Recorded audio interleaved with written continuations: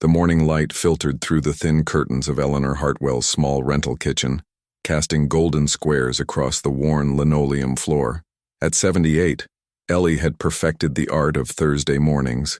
Her weathered hands moved with practiced precision, sorting manufacturer coupons into clear plastic sleeves within a binder that had seen better days.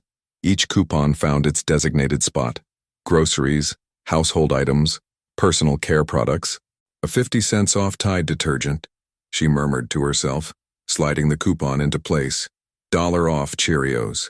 The ritual brought comfort, order, control over a life that had been turned upside down 5 years ago when Harold passed. The small kitchen, with its chipped countertops and second-hand appliances, bore no resemblance to the marble-topped island where she once planned charity galas. But it was hers, and it was enough. Her phone buzzed against the counter. The screen displayed Foundation Office in bold letters. Ellie's fingers hesitated above the device before she pressed decline. The third call this week. They could manage without her. They had to. She'd made that decision the day she walked away from everything that defined Eleanor Hartwell, philanthropist and community leader. The coffee maker gurgled to life, filling the silence. On the refrigerator, a photo of Harold smiled back at her from their 40th anniversary dinner. Beside it, a grocery list written in her careful script detailed the week's necessities: chicken thighs, not breasts, store-brand cereal, generic shampoo, every item calculated to stretch her modest Social Security check. But certain habits died hard: the way she folded her napkin at breakfast, how she straightened her shoulders when walking, the crystal water glass, her one concession to the past, that she used for her morning juice. Small rebellions against the simplicity she'd chosen. Ellie glanced at the clock. 8:30 a.m. Walmart opened at 8, and she preferred shopping early when the crowds were thin. She'd learned to navigate her new world quietly, observing without being observed. The elderly woman with her careful coupons and measured purchases. Invisible. Safe. She gathered her purse, a practical black bag that replaced the designer handbags she once carried. Inside, the coupon binder sat alongside her wallet, reading glasses, and a tissue packet. At the bottom, almost forgotten, lay a business card she'd never quite brought herself to throw away. Eleanor Hartwell, Emeritus Board Member, Tennessee Educational Excellence Foundation. The card felt like a relic from another life, a life where her decisions affected thousands of students, where her phone rang constantly with requests for funding, guidance, approval, where Eleanor Hartwell meant something to the world beyond Thursday morning grocery runs. Her reflection in the hallway mirror showed a woman in comfortable shoes and a sensible cardigan. Gray hair pinned back neatly, minimal makeup, the kind of elderly woman who blended into any crowd, whose opinions weren't sought, whose presence barely registered. Perfect camouflage for someone trying to disappear. Ellie locked the front door and walked toward her aging Honda Civic. The Tennessee morning was warming up, promising another humid day. She'd drive to Walmart, use her coupons, buy her week's supplies, and return home. The same routine that had sustained her for 5 years, since she'd walked away from everything that once mattered. What she didn't know was that this Thursday would shatter the careful anonymity she'd constructed, that within hours, the world would be reminded exactly who Eleanor Hartwell was and what she'd sacrificed for the sake of peace. The automatic doors of Maplewood Walmart slid open with their familiar whoosh, greeting Ellie with a blast of air conditioning and the faint scent of industrial floor cleaner. Country music played softly overhead, while early morning shoppers moved through the aisles with purposeful efficiency. Behind the customer service desk, Brittany McKenzie checked her watch. 8:45 a.m. 32 years old with 2 kids at home and a mother whose medical bills seemed to multiply weekly, Brittany had clawed her way up to morning shift manager through sheer determination. Every decision mattered. Every customer interaction was scrutinized. Corporate had made it clear that her performance determined not just her future, but her family's survival. "Morning, Mrs. McKenzie," called Mason Clark from Register 3. At 19, he carried himself with the quiet confidence of someone raised by grandparents who believed in hard work and treating people right. His business administration textbooks sat beneath the counter, studied during breaks between customers. Dreams of entrepreneurship filled his head, but his grandfather's lessons about dignity and respect filled his heart. "Mason," Brittany nodded, scanning yesterday's reports on her tablet. "Remember, we're watching for coupon fraud this week. Corporate's been clear about that. Mason adjusted his name tag and straightened his shoulders. He'd heard the warnings, but something about targeting elderly customers with coupons didn't sit right. His grandfather had fought in Vietnam for principles that included respecting your elders, not suspecting them. The morning crowd consisted of retirees, stay-at-home parents, and shift workers grabbing supplies before their workday began. The atmosphere buzzed with familiar small-town energy, neighbors greeting neighbors, cashiers asking about grandchildren by name, the gentle rhythm of a community that still believed in knowing each other. Ellie approached Mason's lane with her small cart and worn binder. She'd chosen him deliberately after observing for a few minutes. Something about his patient demeanor with the previous customer, the way he'd helped an elderly man count his change without a trace of impatience. "Good morning," she said softly, beginning to unload her carefully selected items. Chicken thighs on sale, store-brand pasta, generic dish soap, and the coupons, organized by category, each one legitimate and unexpired. Mason smiled genuinely. "Morning, ma'am. How are you today?" "Just fine, thank you." Ellie appreciated his manners. So few young people understood the simple power of courtesy anymore. From across the front end, Brittany's eyes tracked the transaction. Something about the elderly woman's organized approach triggered her newly heightened awareness. The binder full of coupons, the systematic way she arranged her items. Corporate's warnings about sophisticated fraud schemes echoed in her mind. Mason began scanning items and coupons with practiced efficiency. The first few went through without issue, standard manufacturer coupons for brands he recognized. But when he reached a high-value detergent coupon, the register hesitated, requesting manager approval. Brittany was already walking over before Mason could call for her. "Problem?" she asked, her tone professional but alert. Mason shook his head. "Just needs a manager override." "Looks fine to me." But Brittany was studying the coupon, then Ellie, then back to the coupon. Her training kicked in. Trust but verify. Protect the company. Prove your worth. The encounter that would change everything was about to begin. "Let me take a look at that," Brittany said, extending her hand for the coupon that had triggered the manager override. Her voice carried the practiced authority of someone determined to demonstrate competence. Mason handed it over, watching as Brittany examined the high-value detergent coupon with the intensity of a forensic investigator. The coupon appeared perfectly legitimate to him. Proper formatting, clear expiration date, official manufacturer logos. But he'd learned to defer to management, especially when Brittany wore that particular expression of focused suspicion. Ellie waited patiently, her hands folded over her purse handle. She'd encountered cautious managers before. In her experience, patience and politeness resolved most situations quickly. "This is a $3 coupon," Brittany observed, holding it up to the fluorescent light. "That's pretty high value for a manufacturer coupon." "Yes, it is," Ellie agreed pleasantly. "Tide was running a promotion last month. I cut it from the Sunday paper." Other customers had begun forming a line behind Ellie, their conversations quieting as they sensed the transaction slowing. Mason felt the familiar tension that came with holding up the flow of business, but something in Ellie's calm demeanor reassured him. She clearly knew her coupons.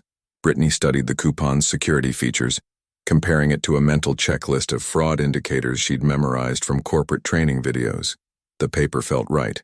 The printing looked authentic, but the nagging voice of her supervisor's recent warnings wouldn't quiet. "Oh, where exactly did you get this again?" she asked, her tone shifting slightly from professional to investigative. Ellie's expression remained serene. "The Sunday newspaper insert. I believe it was 3 weeks ago." Mason watched the exchange with growing discomfort. His grandfather had taught him that you treated customers with respect unless they gave you reason not to. This elderly woman had done nothing to warrant suspicion beyond bringing organized coupons to save money on her groceries. "I'm going to need to verify this with my supervisor," Brittany announced, making the decision that would escalate everything beyond simple caution into something far more consequential. The line behind Ellie had grown to 6 customers, their morning routines now interrupted by the unfolding drama at Register 3. Whispered conversations began as people shifted their weight and checked their phones, the universal signs of impatience mixing with curiosity. "Ma'am, some of these coupons..." Brittany held up 2 more from Ellie's binder, her voice carrying just loud enough for nearby customers to hear. "They look like they might be counterfeit." Mason's head snapped up. "Mrs. Mackenzie, they look legitimate to me. The security features all check out. But Brittany was committed now, her voice gaining confidence as she sensed the attention of the growing audience. These high-value coupons are exactly what corporate warned us about. Sophisticated printing, but still fake.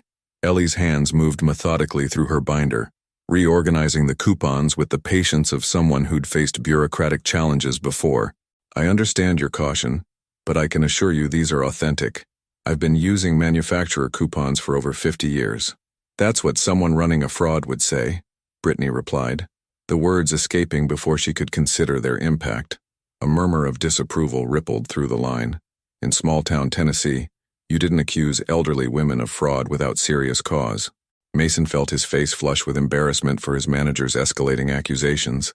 Near the greeting card display, Franklin Morrison paused his browsing. The 74-year-old retired groundskeeper had been reaching for a birthday card when he heard the commotion. Something about the elderly woman's voice made him look closer. His weathered hands gripped the card tighter as recognition dawned. That voice, those mannerisms, the way she held herself even under pressure. Frank had worked maintenance at various institutions around Tennessee for 40 years. Schools, government buildings, charitable organizations. He'd encountered this woman before, in circumstances where she commanded respect from everyone around her. But here she was, being treated like a common criminal over grocery store coupons. He stepped closer, studying her profile, confirming what his memory already knew. Should he speak up? The woman seemed intent on maintaining some kind of anonymity, but watching her be humiliated felt wrong on every level. Frank remained silent, but his presence added another layer of tension to the scene unfolding at Register 3. The floor supervisor arrived within minutes, a middle-aged man named Gary, who examined each coupon with methodical precision. Mason watched hopefully as Gary held them to the light, checked security features, and compared them to authentic samples from his manual. These are all legitimate, Gary announced, handing the coupons back to Brittany. Good quality manufacturer coupons, properly formatted. But instead of relief, Brittany's face hardened with determination. The growing crowd of customers, the supervisor's contradiction of her judgment, the weight of corporate expectations, everything converged into a desperate need to reassert her authority. Well, regardless of authenticity, we have a store policy limiting customers to 3 coupons per purchase, she declared, the words creating an instant policy that had never existed before. Mason's mouth opened in surprise. Mrs. Mackenzie, we don't have that. We do now, Brittany cut him off. Corporate policy. I need to check your purse to ensure you're not carrying additional fraudulent materials. Ellie sighed but opened her black handbag cooperatively. As Brittany rifled through the contents, a photograph slipped from between the pages of a small notebook, fluttering to the floor. Mason bent quickly to retrieve it, his eyes catching the image before handing it back. The photograph showed Ellie in an elegant navy dress, standing among formally dressed individuals in what was clearly an upscale venue. Crystal chandeliers glittered overhead, and everyone in the photo radiated wealth and sophistication. The quiet grocery shopper with her careful coupons suddenly seemed far more complex than anyone had imagined. Brittany's frustration reached a breaking point as she watched the supervisor validate Ellie's coupons and the growing disapproval in customers' faces. Her authority was slipping away with each passing moment, and desperation drove her to make a decision that would prove irreversible. I'm calling security, she announced, reaching for her radio. And then I'm calling the police for a routine verification of suspicious activity. The words hung in the air like a death sentence. Even Gary, the supervisor, looked shocked. Calling law enforcement over legitimate coupons crossed every line of reasonable customer service. Brittany, that's really not necessary, Mason said, his voice tight with disbelief. But Brittany was already speaking into her radio, her voice carrying across the front end. Security to Register 3. Possible fraudulent activity. Also requesting police response for verification. Murmurs of outrage rippled through the growing crowd of onlookers. In Maplewood, you didn't call the police on elderly women without serious cause. Several customers shook their heads in disgust, their southern sense of propriety offended by the spectacle. Ellie remained remarkably calm throughout the escalation, though Mason noticed a subtle change in her posture. Her shoulders straightened slightly, her chin lifted almost imperceptibly. There was something regal in the way she stood waiting, as if drawing on reserves of strength and dignity that had sustained her through far greater challenges than an overzealous store manager. The transformation was so subtle that most observers missed it, but Mason caught the shift. This wasn't just a patient, elderly woman anymore. This was someone accustomed to facing adversity with grace. Officer Daniel Sullivan walked through Walmart's automatic doors with the measured stride of someone who'd handled countless calls over his 15-year career. But when he spotted the elderly woman at the center of the commotion, his expression shifted dramatically. "Mrs. Hartwell." Dan's voice carried a tone of unmistakable respect that made Brittany's confident posture falter. Ellie offered a slight smile. "Hello, Daniel. I'm afraid there's been a misunderstanding over some coupons." The change in atmosphere was immediate and profound. Officer Sullivan's deference to Ellie created a visible ripple of confusion through the store. Brittany watched with growing alarm as the policeman she'd called for support clearly recognized and respected the woman she'd been treating as a suspected criminal. Dan approached Ellie and spoke quietly, his tone professional but warm. Ellie whispered something back that made his eyes widen slightly before he nodded with obvious understanding.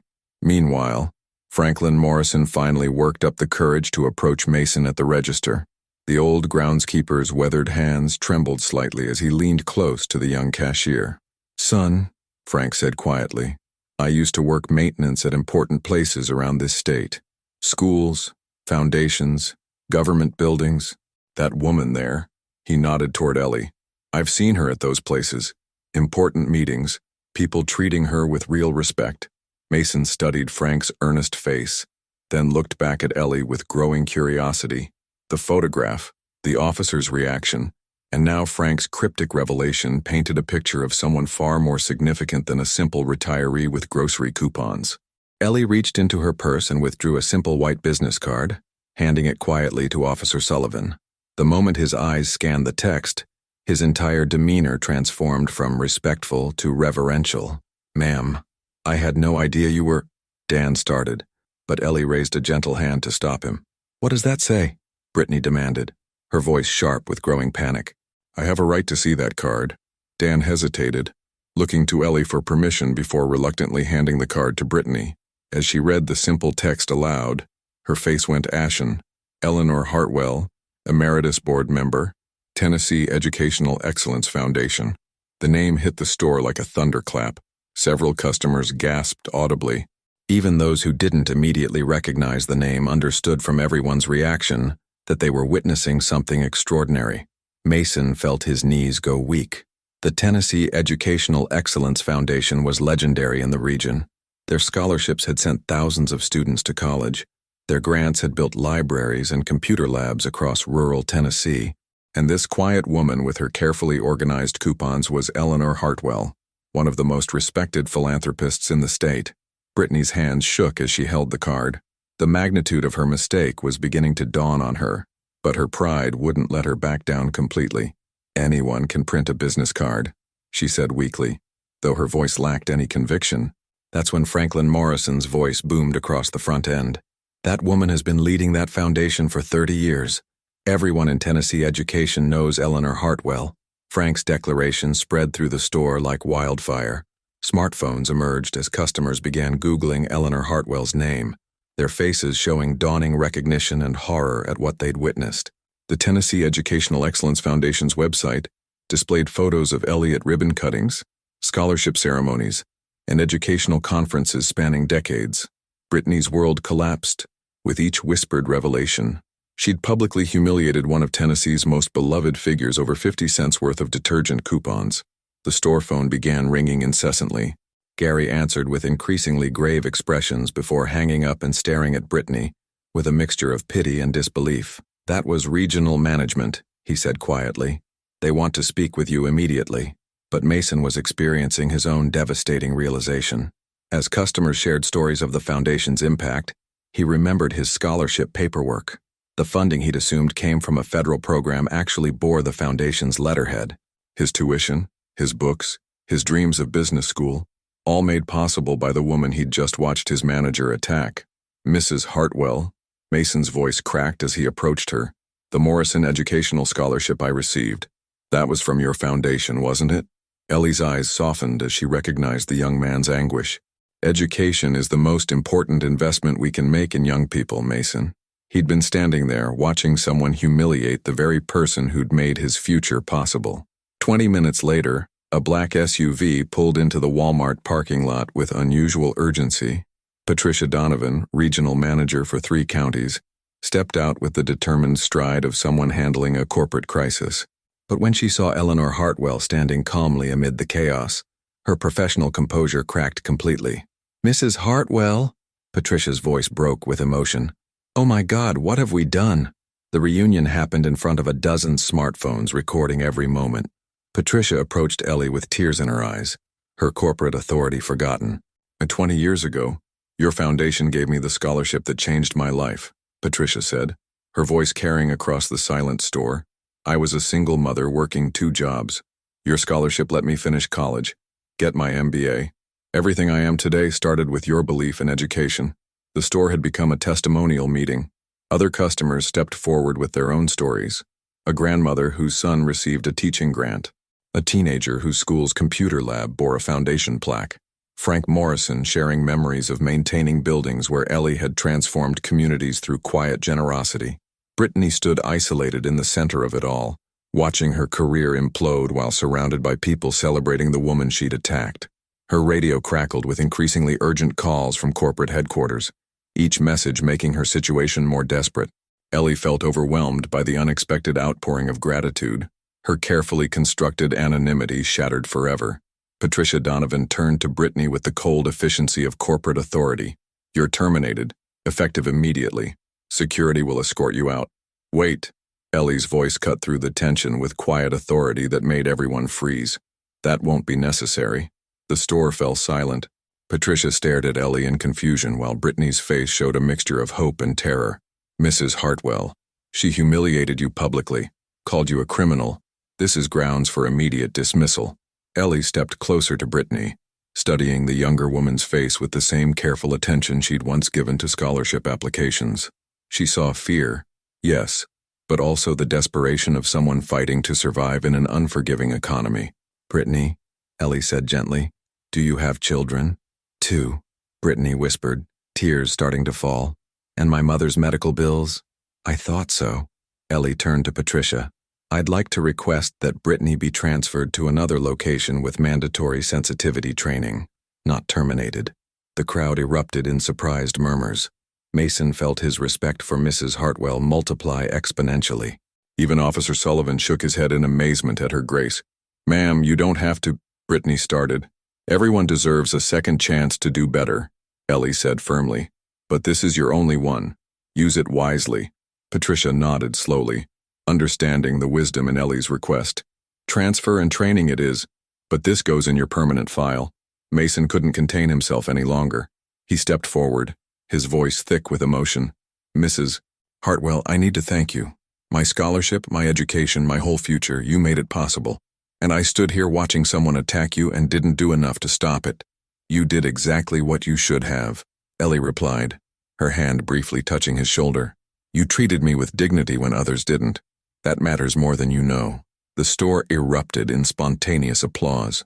Customers who'd never met Eleanor Hartwell were wiping away tears, moved by witnessing true grace under pressure. Frank Morrison started a chant of, "Thank you, Mrs. Hartwell," that spread through the crowd.